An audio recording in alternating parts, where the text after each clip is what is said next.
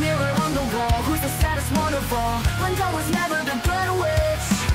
Gossip and spreading rumors will be your downfall. She threw her into the dead ditch. Jealousy makes you lose everything, that's the cost. How about you just stay in the land of the lost? Besties with the witch of the west.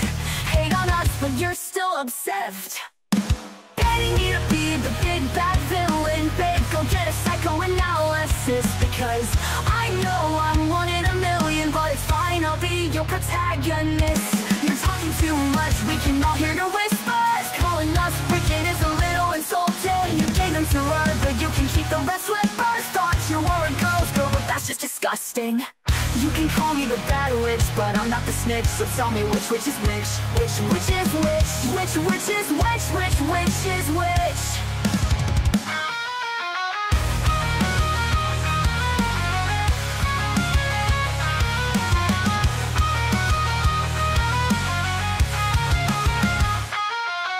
Mirror on the wall, who's the saddest one of all? Glenda was never the good witch. Gossip and spreading rumors will be your downfall. She threw her into the dead ditch. Jealousy makes you lose everything, that's the cost. How about you just stay in the land of the lost? Besties with the witch of the west. Hate on us, but you're still obsessed. Hating me to be the big bad villain, babe, go get a psychoanalysis. Because I know I'm one in a million, but it's fine, I'll be your protagonist.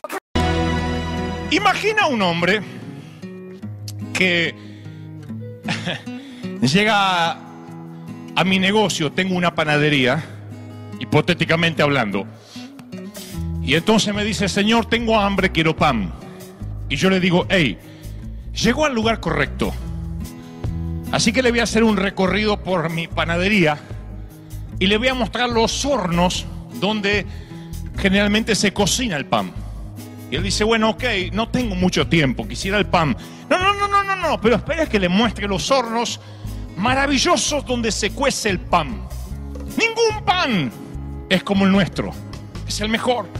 Tomamos a las 4 de la madrugada la masa, empezamos a trabajar en ella, le ponemos un poco de sal, algo de levadura, algunos ingredientes más, y tendrá el pan más extraordinario que jamás haya probado. Ok, ahora me puedo llevar el pan. Espere, porque lo voy a llevar a otro sector de la cocina donde tenemos las recetas para hacer pan. Y aquí están las recetas para hacer pan blanco, pan negro, pan rubio, pan mexicano y pan argentino. Y alguno que otro pan salvadoreño también. Y él dice: ok, pero me gustaría llevarme el pan. Espere. Le voy a mostrar cómo hacemos nuestro reparto de pan, porque hay muchas maneras de repartir el pan. Finalmente el cliente dice: mire, ¿me va a dar el pan o no me va a dar el pan? Y yo le digo: bueno, pan no tenemos. Pero si quiere le puedo explicar cómo es que lo hacíamos hace mucho tiempo. Y me dice: no me puedo creer que usted tenga una panadería abierta al público y no tenga pan. Y yo le digo: bueno, es que no tenemos porque hace mucho que se nos acabó. Pero puedo explicarle. Nadie explica cómo hacer pan. Nadie tiene las recetas que yo tengo para hacer pan.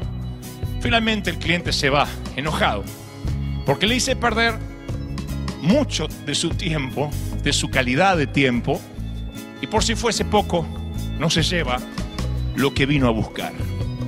Creo que la gente no se acerca a las iglesias porque muchas de las iglesias son panaderías abiertas que no tienen pan para ofrecer. Muchas de las congregaciones son panaderías que hablan del pan que alguna vez hicieron, hablan del alimento que alguna vez tuvieron. Y por eso la gente no quiere ir a las iglesias. Si hay gente aquí por primera vez, que obviamente, valga la redundancia, es la primera vez que está en una iglesia, no los culpo. Muchos de ustedes en alguna ocasión han ido por pan y solo han encontrado recetas de cómo hacerlo, hornos donde alguna vez cocieron pan, pero no se llevaron nada, siguieron tan hambrientos como cuando entraron. Suele suceder. Yo tampoco iría a un sitio donde no hay pan. Yo no iría a un sitio donde no pueda saciar el hambre. La gente quiere saciar el hambre, por eso va a hacerse leer las cartas, lee los horóscopos. Y yo digo, ¿por qué habrá gente que puede oír esas cosas? Lo hace simplemente porque tiene necesidad de pan. Porque cuando fue a las panaderías que nosotros promocionamos por radio y por televisión, le explicaron cómo hacer pan, dónde están los hornos, ¿Cómo se hizo alguna vez? Pero a lo sumo, si fuiste, te tuviste que arrastrar en la alfombra a recoger alguna migaja del pan del pasado. La Biblia narra el incidente que en cierta ocasión hubo una familia que dice que se llamaba la ama de casa, o quien era la mamá del hogar, se llamaba Noemí, y tenía un esposo y tenía 2 hijos.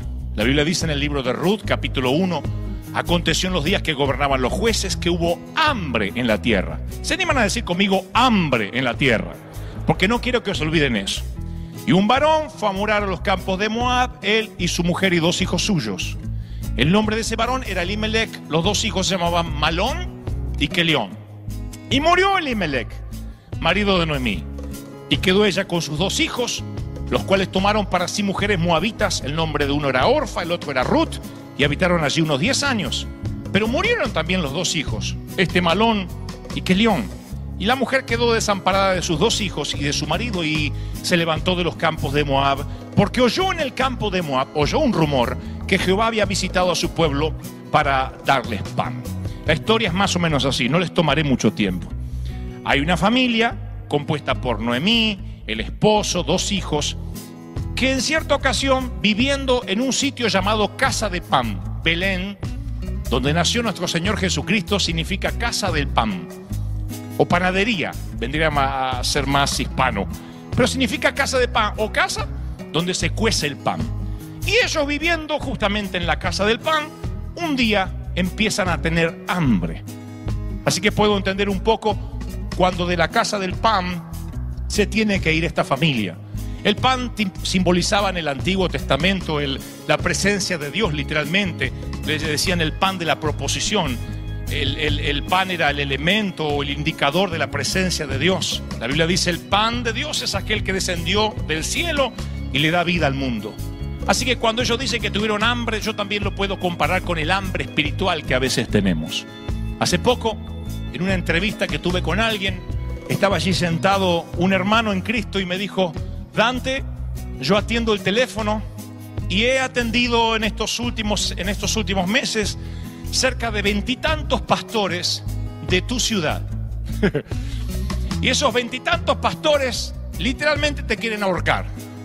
Están muy enojados contigo. Y le digo: ¿por qué? Y me dicen: porque desde que llegaste se les vaciaron sus iglesias. Y yo le dije: pero es que nosotros nunca fuimos a pescar a las iglesias ajenas. Jamás yo visité una iglesia desde que llegué aquí invitando a alguien a que venga a este lugar. Ellos deberían preguntarse qué es lo que están haciendo mal o qué es lo que está faltando, porque la gente no es tonta. No podemos subestimar a las personas y decir: bueno, son ovejitas que las llevan de acá para allá. No, nosotros no podemos pensar que nos llevan de aquí para allá. Si alguien se mueve de un sitio a otro es porque empieza a sentir hambre de la presencia de Dios. Y cuando uno conoce la presencia de Dios y conoce lo que es comer pan, ya no quieres que te hablen de recetas de cómo hacer pan. No quieres comer migajas de las alfombras, de avivamientos pasados, de lo que pasó hace tiempo. Quieres realmente saber si esto es real. Les contaba hace un momento que a alguien le temblaban las piernas cuando entró aquí y nunca había entrado a una iglesia cristiana. No a todos les temblarán las piernas, pero sí te temblará el alma. Sabrás que tu vida no está bien con el Señor.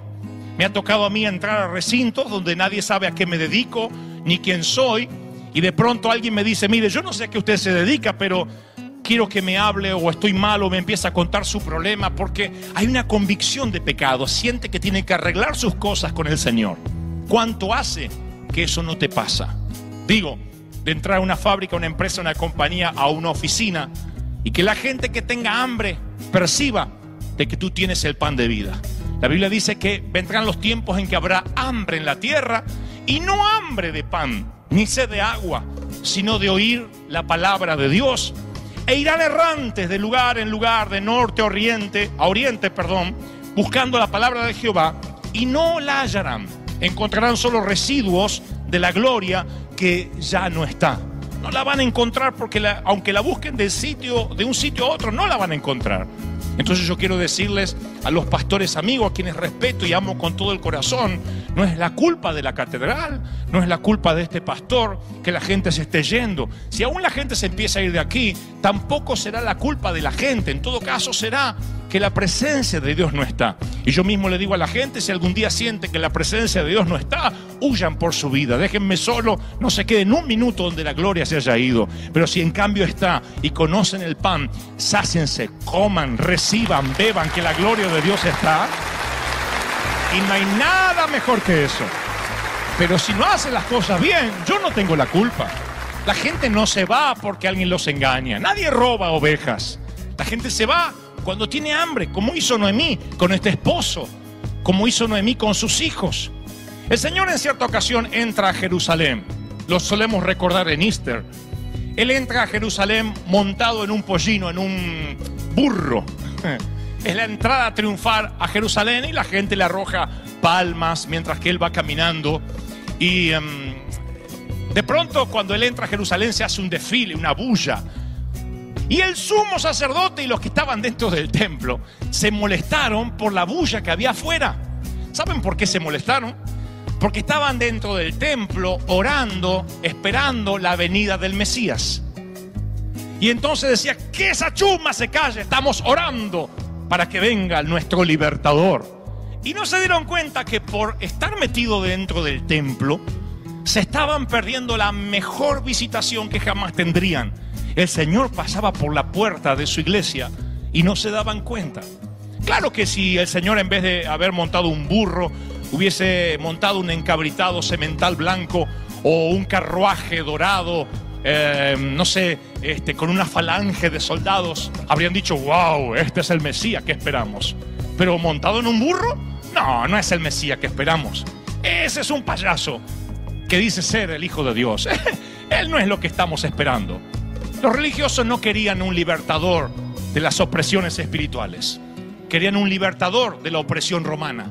Querían un tipo que los lleve contra la mano opresora de Roma, del César. Y no alguien que les iba a liberar el alma. La cosa es que siguieron diciendo, vamos a seguir orando que venga el Mesías. Mientras que el Mesías pasaba por la puerta, casi delante de sus narices. ¿Quieren que les diga cuál es mi preocupación? Que si el Señor no encuentra un sitio donde realmente valoremos el pan, si el Señor no encuentra una iglesia viva donde realmente los milagros y los cambios de vida ocurran, Él pasará de largo la religión organizada. Lo ha hecho ya una vez. Alguna vez pasó por esta tierra y no entró a las sinagogas más, sino que se dedicó a predicarle a las prostitutas, a los borrachos, predicarle a los que estaban en la calle. Jesús era un Jesús urbano, alguien que iba y amaba a la gente de la calle. Esto va para los que hoy están por primera vez, para los amigos, para los que nunca estuvieron en una iglesia y dicen, yo no sé si encajaría en esta iglesia. Claro que sí. Esta iglesia podrá tener cristales muy bonitos, pero justamente Cristo vino, nació en Belén para darte acceso a esta vida eterna. A ti, que eres el menos indicado o el que te sientes más pobre o más indigno o más sucio o más pecador, es por ti. De esto se trata este negocio. ¿Cuántos aplauden a ese Dios maravilloso? Que deja de lado la religión para darnos acceso a nosotros. El tema es que cuando la gente va a una iglesia y el pan no está allí, solo hay migajas del mover de Dios que ocurrió en el año 70, en el año 80. Cuando tú vas a un lugar donde no hay pan de Dios, yo digo siempre que el mejor lugar para ocultarte, para ocultarse un carnal o un pecador, es una iglesia muerta. Es el mejor lugar para que te ocultes. Si estás muerto espiritualmente, si vives en pecado, el mejor lugar para que nadie te moleste es una iglesia muerta, donde no hay presencia de Dios. Allí no hay convicción de pecado. Hay un montón de iglesias en los Estados Unidos que hacen sentir cómoda a la gente. Aquí no hacemos sentir cómoda a la gente. Aquí te confrontamos con el pecado y te decimos, Dios te ama, pero tienes que cambiar de vida. Dios te ama, pero no puedes seguir siendo un adúltero, un fornicario. Tienes que cambiar. Puede que te moleste, puede que no vengas nunca más, pero así funciona cuando hay pan. Aquí no te hacemos sentir cómodo, porque nunca el Espíritu Santo te hace sentir cómodo cuando hay tantas cosas para cambiar. Ese es el mover del Espíritu Santo. Luego hay iglesias que parecen clubes sociales, donde la gente puede tomar café, pasear por el campus, donde se le dice que todo está bien, donde se le explica qué dieta deben comer. Y la gente dice, voy a esa iglesia porque ahí sí, 1 horita y te vas a casa, el pastor.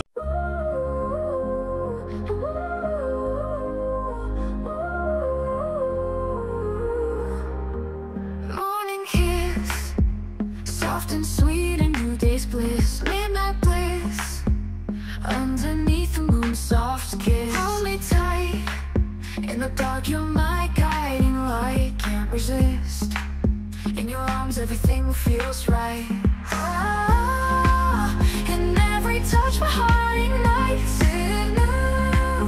My love, there's no more fight. You are a star in the world, you're the brightest part, shining bright, illuminating every darkened night. In my heart, with you, love's a work of art.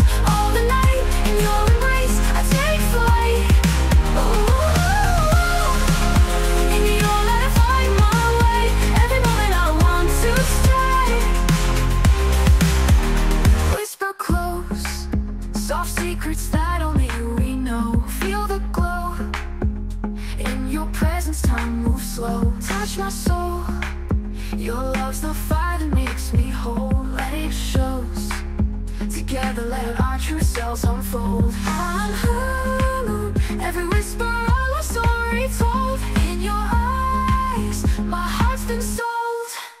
You are a star in the world, you're the brightest part, shining bright, illuminating every darkened night. In my heart, with you, love's a work of art. All the night, in your embrace, I take flight. Oh baby, with you every day feels right. In your love, I find my light. Stay with me, let's dance under the moonlit sea. Just be free. In your arms I find my plea. In your light I find strength, I find my might. I believe in this love we're meant to be. Ooh, in your light my dreams take flight. With you everything feels right. You are a star in the world, you're the brightest part, shining bright, illuminating every darkened night. In my heart, with you, love's a work of art. All the night, in your embrace, I take flight. Oh, oh, no. Together we shine so bright. In your love, my heart's alight.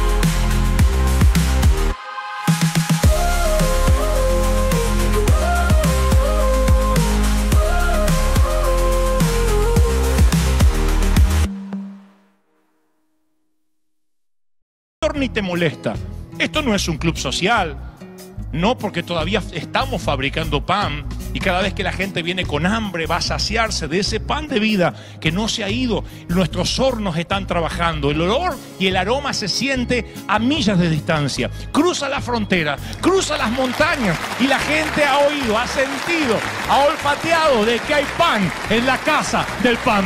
Hay pan en la casa del pan. Aplaudan a Dios, digan: Señor, hay pan en nuestra casa. Aleluya. ¡Aleluya! Por eso es que la gente viene domingo tras domingo.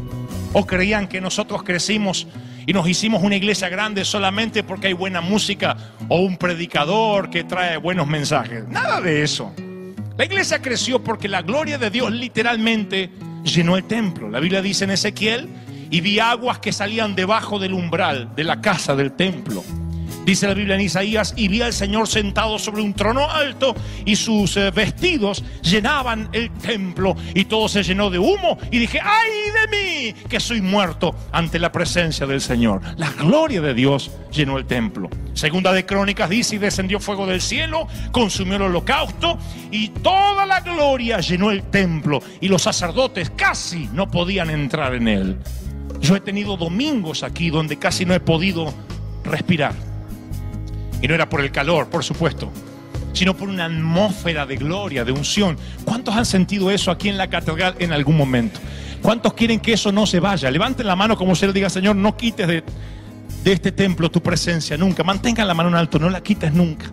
No quites tu gloria ni tu presencia de mi hogar. No la quites. Digan: Señor, no quites la gloria, no la quites, no quites. No quites la gloria, no la quites. No quites la gloria de mi casa, de mis hijos. Los que no saben qué es la gloria, diga: Señor, quiero conocerte más. Si hay algo que puedes hacer conmigo, hazlo ahora. Aleluya. santo eres.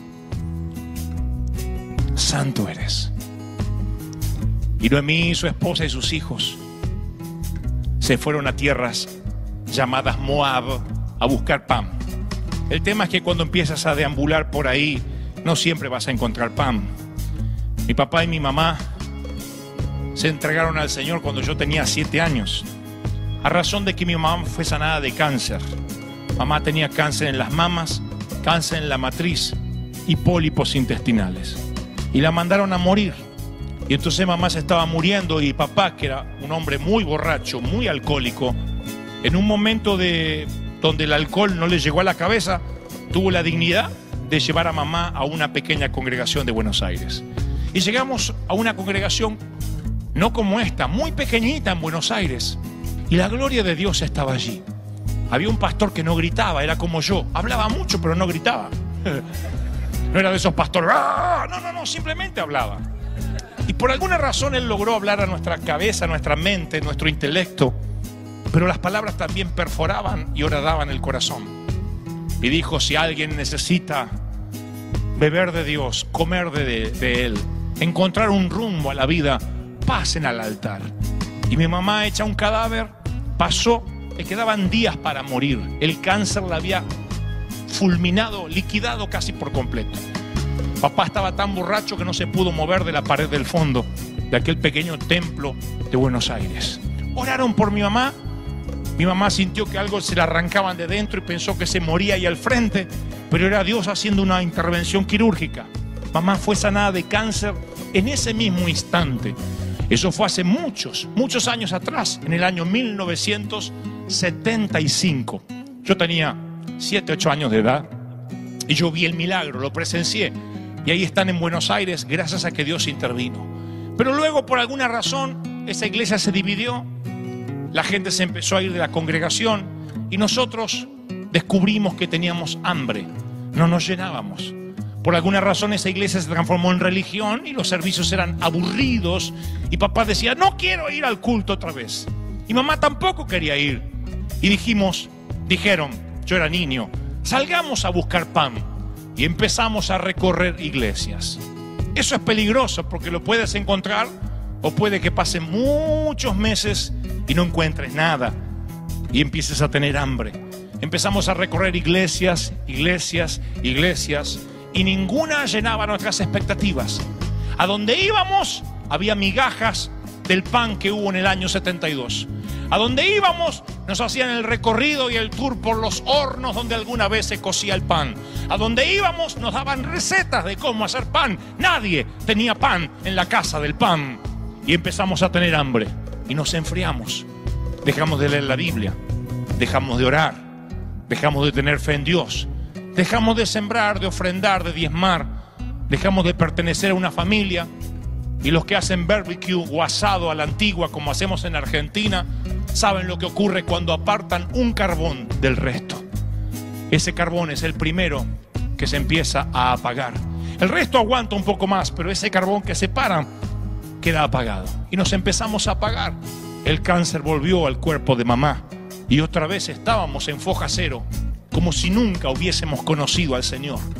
A veces es mortalmente serio cuando uno empieza a tener hambre. Por eso le digo a mi propia iglesia, el día que tengan hambre, huyan por sus vidas. Vayan a un sitio donde haya pan. No se queden por amor al pastor, por amor a la catedral. Es que yo puse aquel cristal, yo pagué aquel adorno navideño. No se queden por eso, ni acá, ni en ninguna congregación. No se queden ni por cariño al pastor, porque el pastor no te salvará. Huyan por sus vidas, porque cuando empiezas a tener hambre, un día vas a lamentar como la familia de Noemí, que perdió a sus 2 hijos, perdió a su esposo y ahora es viuda. Y allá, en las tierras donde no encontraba pan, oye, escucha el rumor, dice la Biblia, de que Dios había visitado la tierra donde ella había salido y había otra vez pan en la casa del pan. Oigan lo que les voy a decir de parte del corazón del Señor.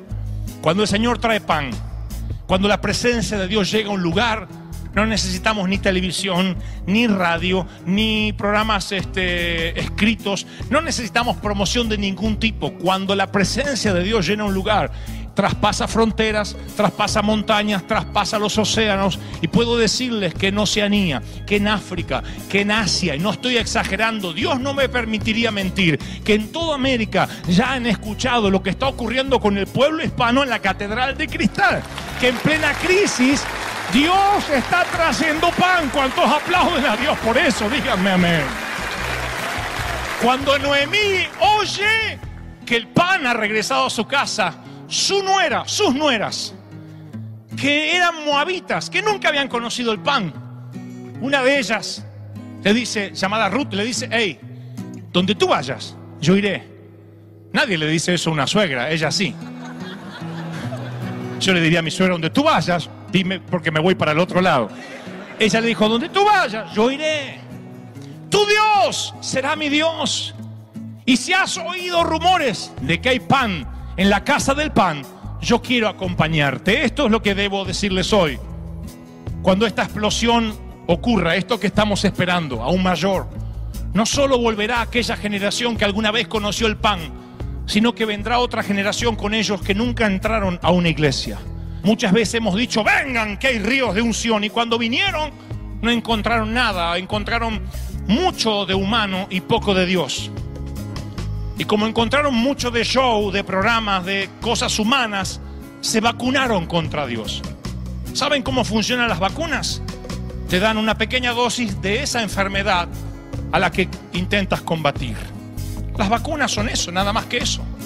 Si intentas combatir la poliomielitis, te dan una vacuna contra la polio, que es exactamente el virus de la polio, que te ponen en tu sangre para que formes un anticuerpo y luego la polio no te ataque. Eso es lo que son las vacunas, no es una medicina.